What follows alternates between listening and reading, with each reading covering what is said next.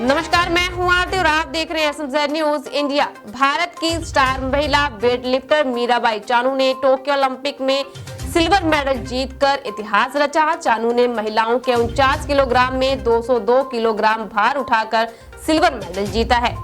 Weight lifting स्पर्धा में चानू ने भारत को 21 साल के बाद मेडल दिलाया है। टोक्यो ओलंपिक में भारत के लिए पहला पदक लाने वाली मीराबाई चानू ने क्यों 2018 में वेट लिफ्टिंग का छोड़ने तक का सोच लिया था।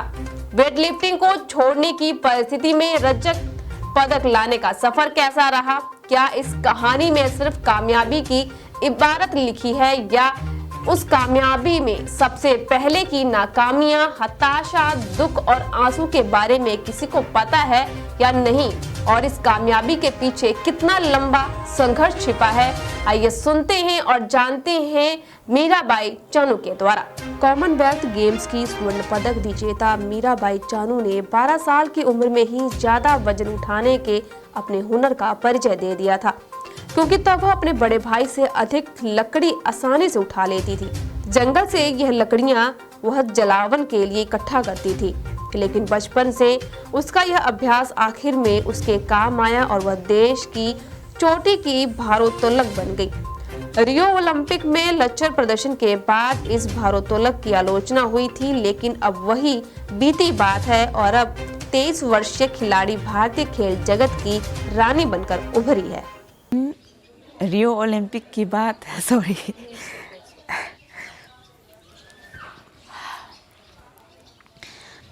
पता नहीं, उसी दिन इतना नर्वस हो गए थे कि लाइफ में कभी ऐसा नहीं हुआ था मेरे साथ। जब स्टेज में मैं लिफ्ट करने गई थी तो पूरा ब्लाइंड हो गया था मुझे। पूरा एक ही लिफ्ट 6 लिफ्ट में एक लिफ्ट पास की थी। सब दुखी हुई थी। जब भी कंपटीशन ख़त्म हुआ था मैं डायरेक्टली मम्मी से कॉल किया था कि सॉरी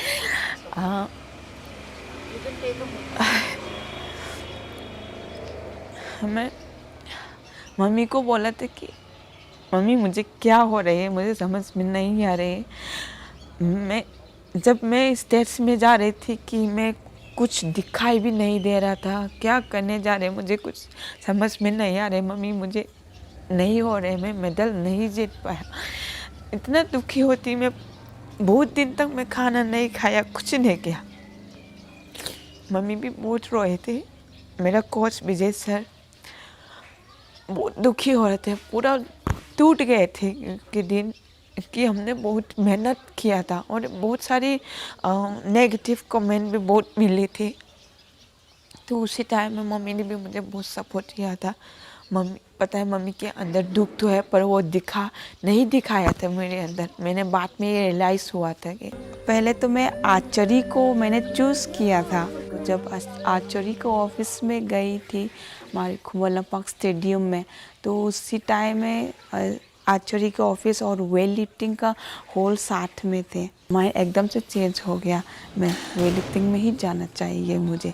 तो ऐसे ही सोच के मैंने वेट लिफ्टिंग चूज़ किया था।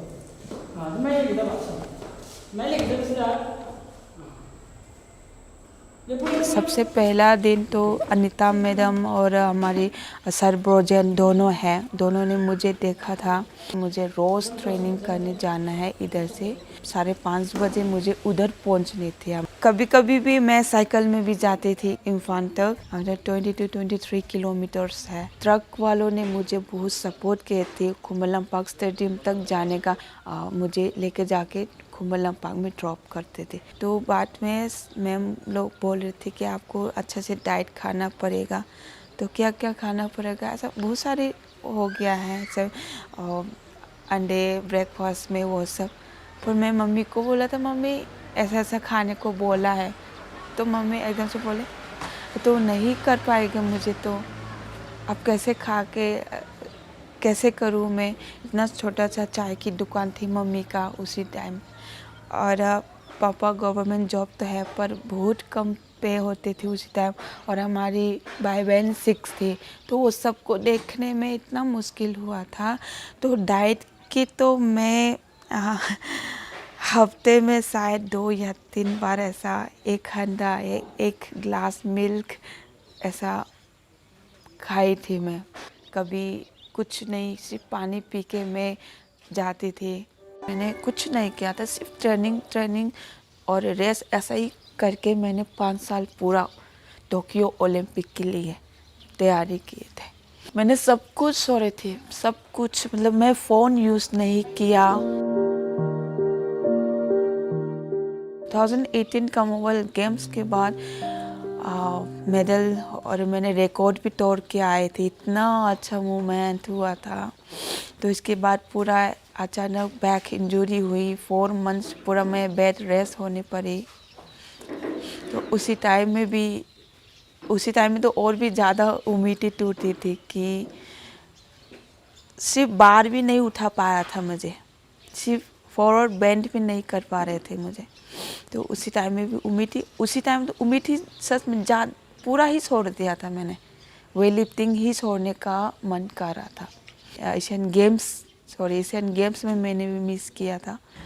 उसी टाइम में विजय सर ने भी मुझे बहुत ही मोटिवेशन किया है, और हमारी फेडरेशन का सहदेव सर ने मुझे बहुत ही अच्छे समझाए थे कि पूरा फैमिली जैसा उन्होंने मुझे सपोर्ट दिया है। ऐसा मुझे बार बार मन ऐसा दिमाग में डाले थे कि मैं कुछ नहीं हुआ हूँ, मैं करूँगी ऐसा।